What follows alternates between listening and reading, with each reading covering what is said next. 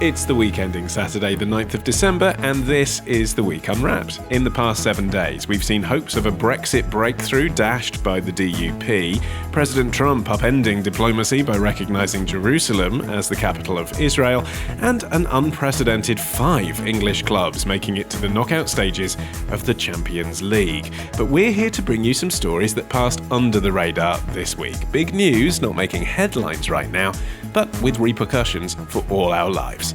I'm Olly Mann. Let's unwrap the week. And joining me from the week's digital team are Jamie Timson, Kari, Wilkin, and Mike Starling. And starting the show this week, it's Jamie. What do you think this week should be remembered for? Will the Lethal Weapon reboot become Lethal Autonomous Weapon? I'm Stuart Russell, a professor of computer science at Berkeley. I've worked in AI for more than 35 years. Its potential to benefit humanity is enormous, even in defense. But allowing machines to choose to kill humans will be devastating to our security and freedom. Thousands of my fellow researchers agree. We have an opportunity to prevent the future you just saw, but the window to act is closing fast. Stuart Russell there, warning us about the dangers of killer robots. Jamie, before we get on to the story that you want to focus on, specifically, what are the kind of robots that Stuart Russell is concerned about? So lethal autonomous weapons systems, they are a system of warfare that involves AI being in control of the targets and then obviously the firing of the weapons. So at the moment, drones, as we know, are a form of robotic warfare. Someone in London, America, usually a small town in America, is controlling a drone in Pakistan, presses a button, the drone fires and kills hundreds of people, and that's war. But the problem, or the issue, is what happens when people, mainly the military, start using AI to detect and choose and fire weapons. That's the difference between what happens now is the lack of human element to it. Okay, and so what's happened this week then? There was a recent meeting at the UN to decide on basically trying to ban the concept of AI being in control of robots.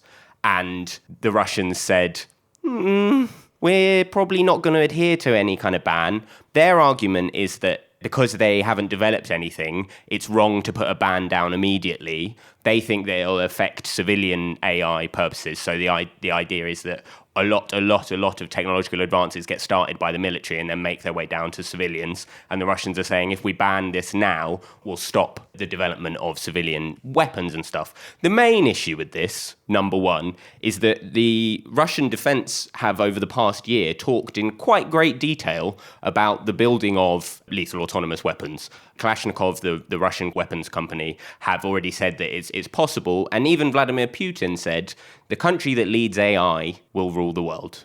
It seems to inherently have a built-in PR problem, though, for whichever country adopts early AI in lethal robots, doesn't it, Kari? Because if you just kill one person incorrectly, that's something of a story. Well, yeah, and I think it's particularly worrying given that we're actually teaching AI to think for itself. So these are the machines that are actually going to select and kill the human targets. I mean, training machines to kill your own species seems fairly obviously silly. A mistake. A tad silly. Yes. Sci-fi foolish. would certainly suggest it was not a great path to go down. Yeah, and I don't buy into this, it's going to set back AI developments for civilians, because from what I've read about these killer robots, it's actually, they're easier to make than self-driving cars, which require far higher standards of performance. So the technology we're talking about is actually fairly low level. They're relatively easy to make and relatively cheap to make, apparently. But actually, presumably, we can sort of make it sound like it's terribly technologically complicated, but as you say, it probably isn't. It's probably a case, Mike, isn't it, of saying to a computer, right, the bad guys are wearing this kind of outfit. Those are the guys we want to kill. Spot the people who are in those outfits and kill them.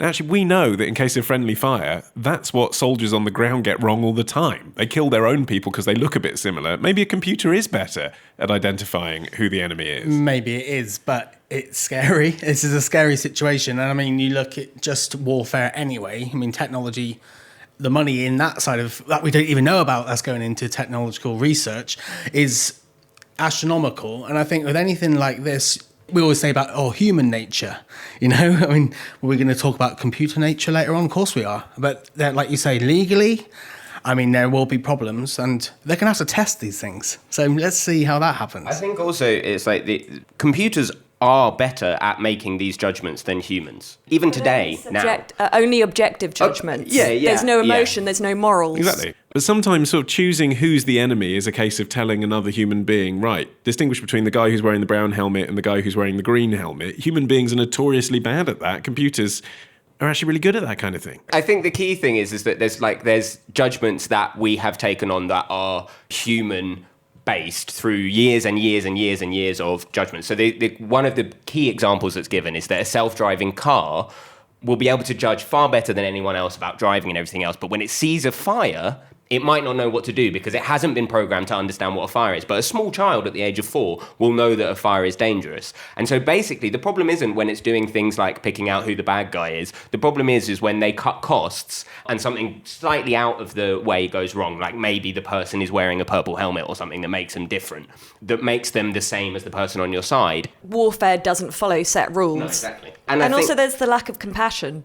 Oh, yeah, absolutely. Yeah. I mean, what is war going to be like when the cost of human life for the person initiating the war is 0? But from a government's point of view, though, I mean, you can quibble about the morality of this, but this is why you have an army. From a government's point of view, you say, we're going to send the army in to go and kill these people and defend these people and hand out water to these people. And a computer is better than a human being at doing those things. What's unsettling us, I think, as humans, is the idea that we or our children or our parents might be killed by a robot is that little bit harder to get to grips with than being killed by an enemy soldier for some reason. But also I think that an army isn't, even in today's situation, an army isn't incredibly loyal. They're humans, they have like remorse and empathy and all of those things. And if your army is made up by basically killing machines that aren't humans, then you haven't got any chance if you're oppressed. The idea of rebellion in it where the army is a bunch of machines is almost impossible. Whereas now... There's also the issue of who's controlling these machines. You know, if they are relatively easy and cheap to make, presumably it'll be fairly easy for rogue nations and terrorists to get hold of them. You know, you have terrorists attacking with those things, you're in major trouble. But again, you could teach the machine ethics in the sense that, for example, a machine can be taught to only kill the men, right? Not go through the village chucking babies onto fires and raping women. Why, if you were a country, would you teach... It's only us that's saying that... But why would Russia teach a machine ethics that could possibly bring down its own government? It just wouldn't do it. You'd basically just build these robots to make sure they followed through Vladimir Putin's commands, to use this example as the idea. So unless we have a system where, like, incredibly tight regulation, and I think what this has shown is that there's absolutely no point in regulation. I mean, I think there probably will end up being a ban on these lethal autonomous weapons, just like there is a ban on chemical warfare and all of those things. But you're mentioning Russia because all of us think, oh, I'm not sure I do trust Russia exactly to do, you know, what we want the United Nations to do, as you've been illustrating. But don't we honestly think America are building these things as well? Oh, absolutely. Right. Yeah, this is the issue. I mean, it's the secretive engineering, isn't it? This is where the big issue is. Russia are always in the press when it comes to military because of Putin, because of all the stories that's going around. But it's a game of chicken, isn't it? Yeah. Chemical warfare, you know, lots of people believe that America and Russia still hold chemical and biological, even though they're not allowed to use it, because the idea is we need to have it, even though it's the same reason that we have nuclear warfare. It is all of those things together. I think that probably we will have a ban on lethal autonomous weapons, but at what cost? Who has to die before we go actually know? Because they're not going to do a preemptive ban, maybe. So maybe we have to get to a situation where someone does get killed by a robot before we say this isn't okay. Just like how effective will it be? If the box has already been opened, then it's a bit late, isn't it? The risk that's mitigated by robots going into war zones, though, is that your own soldiers aren't dying as a result of getting there. And, you know, it could well be that a robot could bring the end to a conflict much quicker than was the case in the past. And, you know, thousands of your own people don't have to die as a result of trekking through the jungle to get there. And you think, like, what do you think about anti-war sentiment? The majority of anti-war sentiment is due to the fact that people on your side are dying. You know, our boys abroad. Where if that didn't happen, do you think people would still be upset about war? If you're in a big, bad country, you know, you're in a UK, America or whatever, if we're winning all these wars... But conversely, if you're not going to lose your boys by sending them in, everyone's going to send them in. It will just be one big old fight across the world. And then it's to do with who has the most money, isn't it? Yeah. Then it's to do with which are the bigger And presumably it gets to the point where it's just robots versus robots as well. Yeah. It's just Robocop versus Terminator, isn't it? Kill off all the humans. Paul and then Shah it'll just has be- written a book called Army of None, Autonomous Weapons and the Future of War. If you make it so easy to kill humans, then presumably there won't be many of us left at some There's a strand point. of thinking that says that there could be a situation in war where you say, look, we've run the simulations, these very intense wargaming things, and we can show you the results that show we're going to win. So why don't we have some kind of peaceful resolution? I mean, like that, it's mad, but like that is a way forward, possibly in this world. We'll say whoever, if Russia wants to invade Ukraine, sorry, I keep using Russia. It's just an example. And they say to Ukraine, look, we've run these really intense solutions, and you guys lose.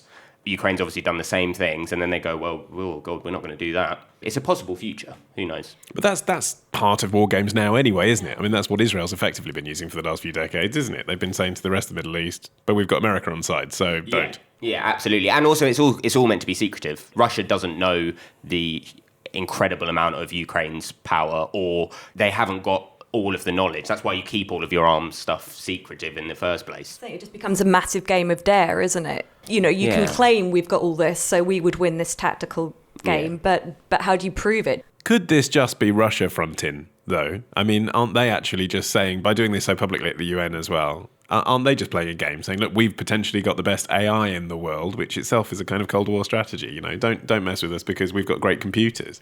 It's an arms race, for sure, and it's one that you hope won't end in the way that we're suggesting.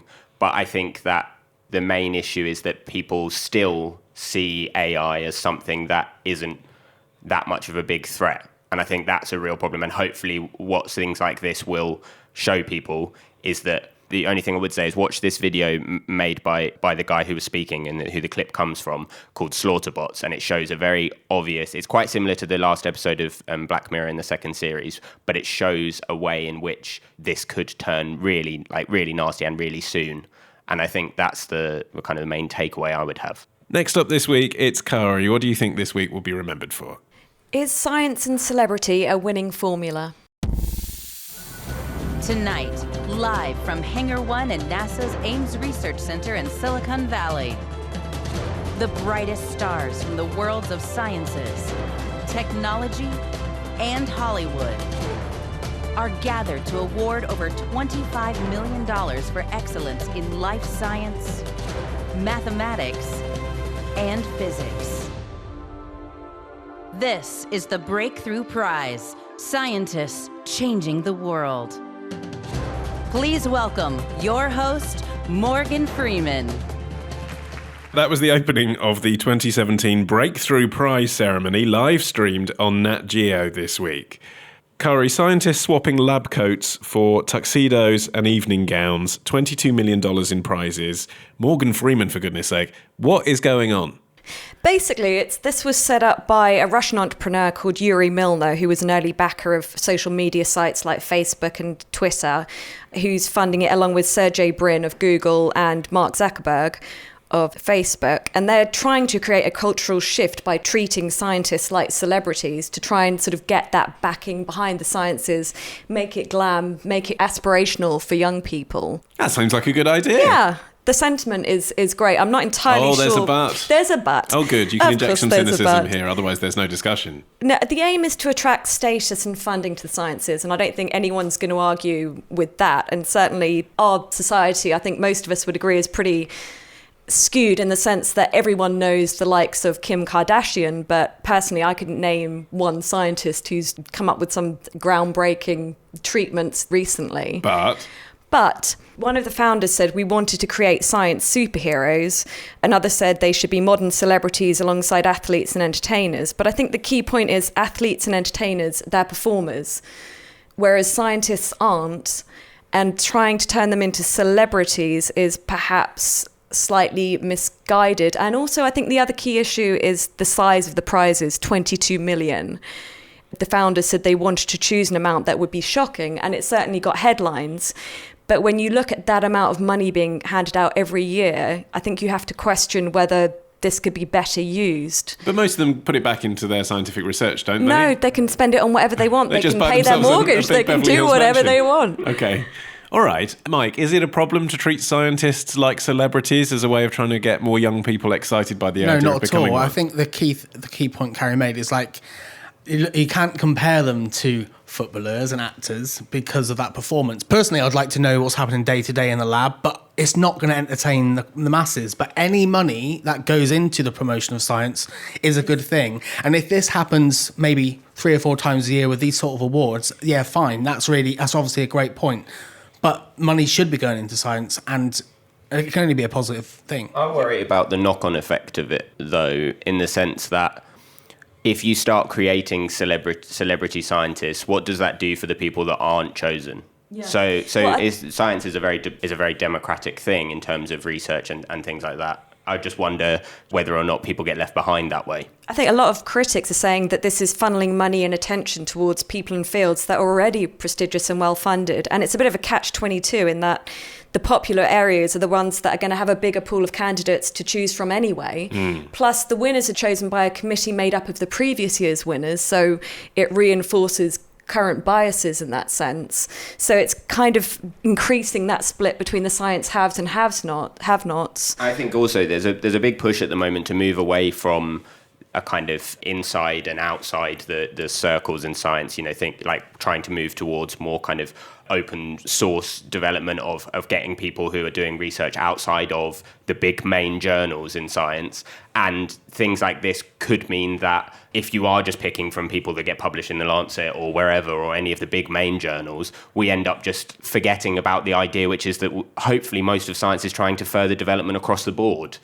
Not focus on it's one of the things is that like football and films and stuff, they don't have this human development side where actually what we're hoping is that everyone improves. These things that scientists are doing are hopefully developing humans everywhere. Yeah, I think it distorts the picture of how science is done. It kind of creates this picture of a lone genius, having that eureka moment, whereas most science, it's the result of lots of people working together very hard for a long time. Well, presumably that's what these people say in their acceptance speeches, isn't it? Well, they go, I want to thank my team, blah, blah, the same as they do at the Oscars. And these ceremonies are modelled on the Oscars. But I think by pulling out one person and each person's awarded £3 million, it creates a false sense. But hasn't there always been the superstar scientist in media terms within every faculty in the country? There's the one who does the media work, isn't there? There's the one who's on the Today programme. They might not be making millions of pounds, but there's the one who gets to go on This Morning, and then there's everyone else. But that's not necessarily because they're the best scientist. It's because they're the best They're the most glamorous, communicator. exactly. They're the best at being And enthusiastic also or they're explaining what they do. still So that's not new.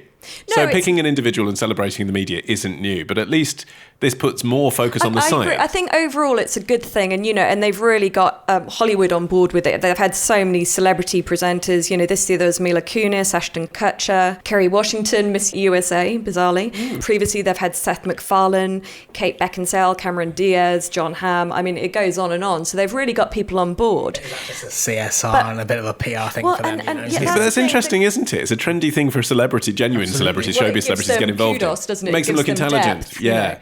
Morgan Freeman's come out well out of it. Yeah, he's been the presenter for the past 2 years. He's frequently played God as well. I don't know how that plays in front of an audience of scientists. In his opening speech this year, he made some reference to that. It's all acting though, isn't it? So exactly. It's all fake. But the guy who set this up said, I don't see why millions shouldn't ultimately watch this ceremony.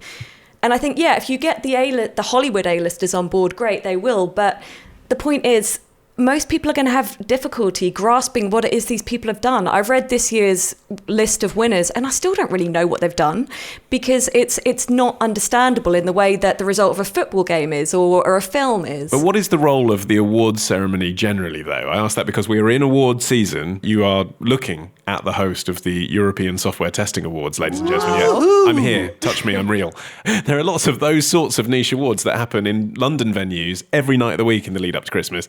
Most of them don't get any press coverage at all. They're basically just big, piss-ups, aren't they, for people who work in different industries. But they are important, aren't they? I mean, I guess you guys all go to the magazine journalism one, right? Or the online journalism one. So what's the role of that? If we're invited. I think it's great in that it's attracting money, and it did that with that. It's attracting attention, and it does that with that headline figure of $22 million.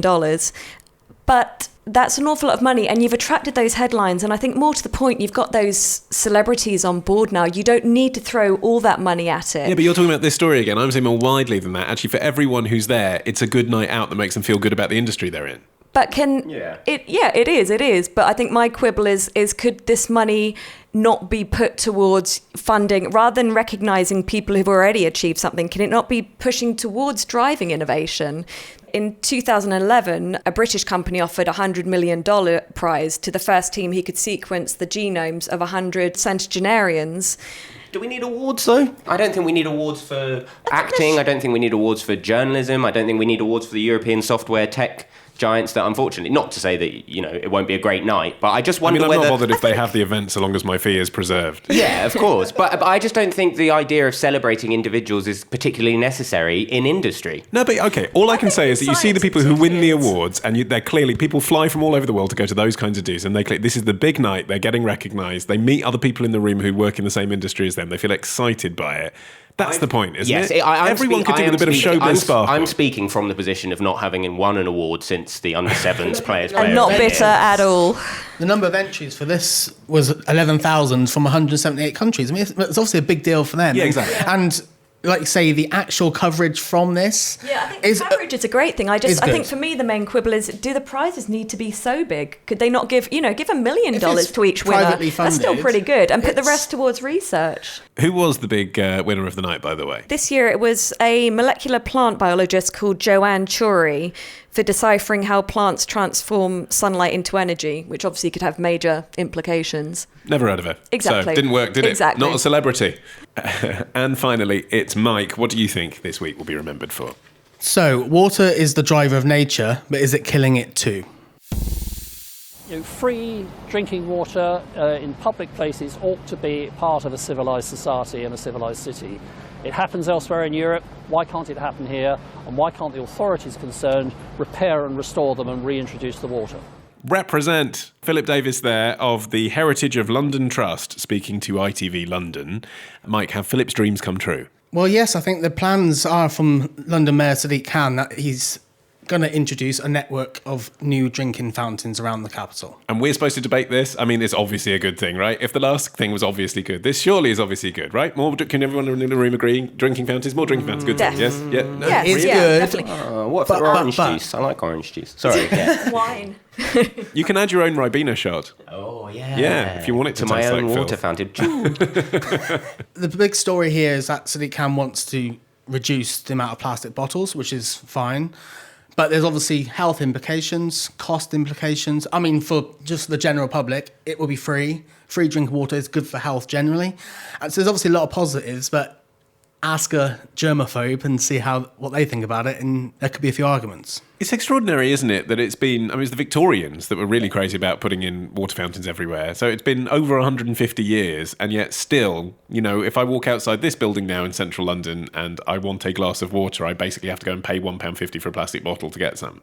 I mean, I think that we have got to a situation where, for me personally, it comes from the privatisation of water that has meant that the provision of water isn't something that comes up as a necessity in people's public health. It's no longer controlled by the government, therefore the idea behind it of providing to everyone in the same way that the Victorians wanted to has fallen by the wayside in order for someone like Thames Water to make lots of money. It should be the case, if you're a private company supplying water, that'd actually be a great advert for you to have free water available so everyone can try your product and say how nice it is. Does it not also come down to water snobbery? Water's become a fashion accessory, aside from, would people drink tap water anyway when they could be sort of, toting their bottle of Evian?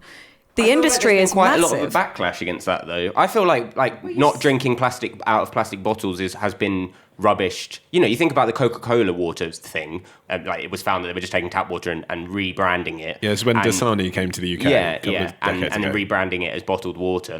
I think that actually from a general perspective, people know that buying bottled water is bad. But it hasn't stopped them over the past 2 decades. Because of the lack of availability. I'm not sure it is. Over the past 2 decades, it's been the fastest growing drinks market in the world. There are restaurants now that have water menus. Water sommeliers. The most expensive. I do have my own favourite brands, though. I can tell the difference. I, if I'm honest. Why do you think people are shunning tap water if it's not because it's not readily available? I think it's a status thing.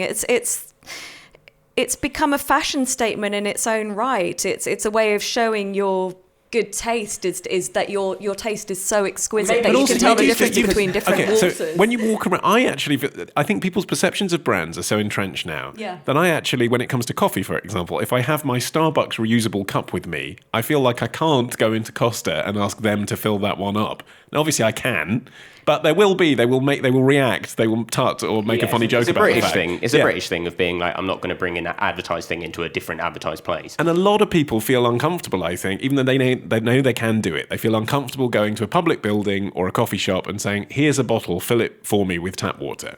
But they've launched this campaign, haven't they, in Bristol, the refill campaign, where they're getting businesses to sign up and agree to let anyone come in and refill their bottle there. The story. I mean, it should.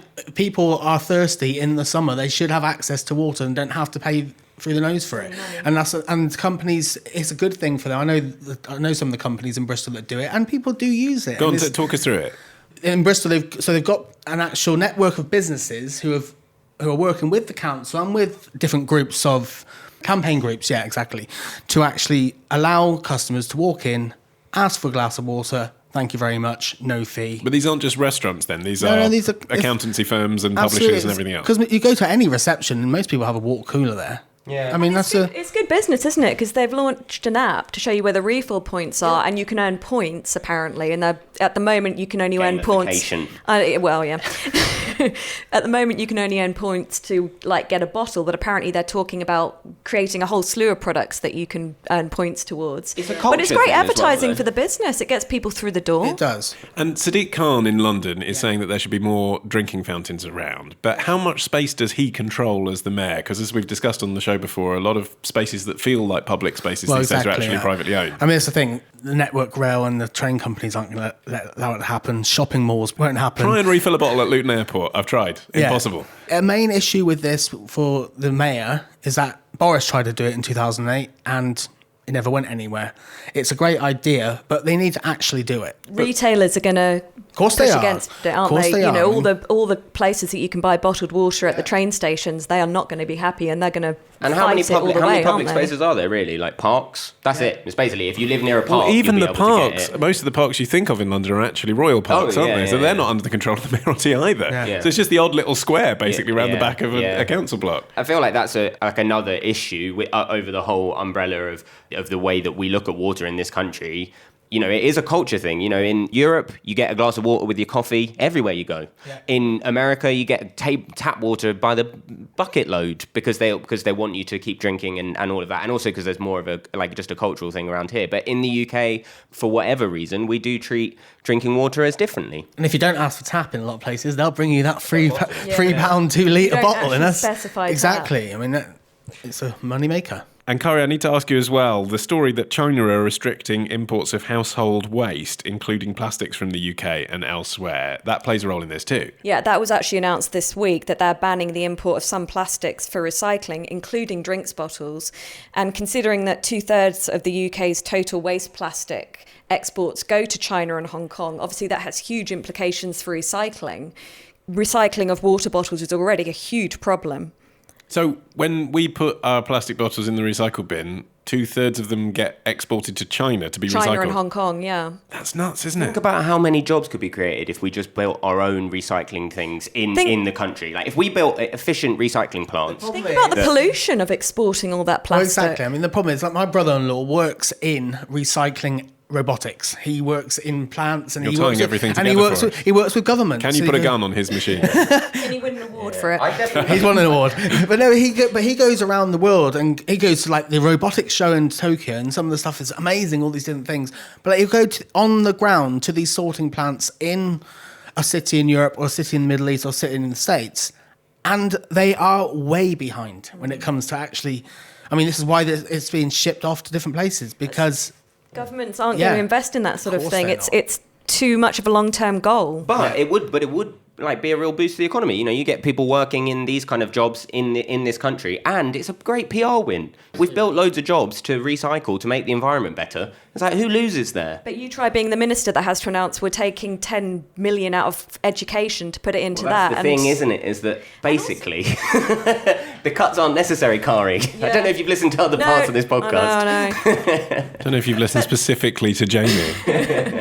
There's also actually a great quote from Environment Secretary Michael Gove this week about the China ban, saying, I don't know what impact it will have. It's something to which, I'll be completely honest, I've not given it sufficient thought.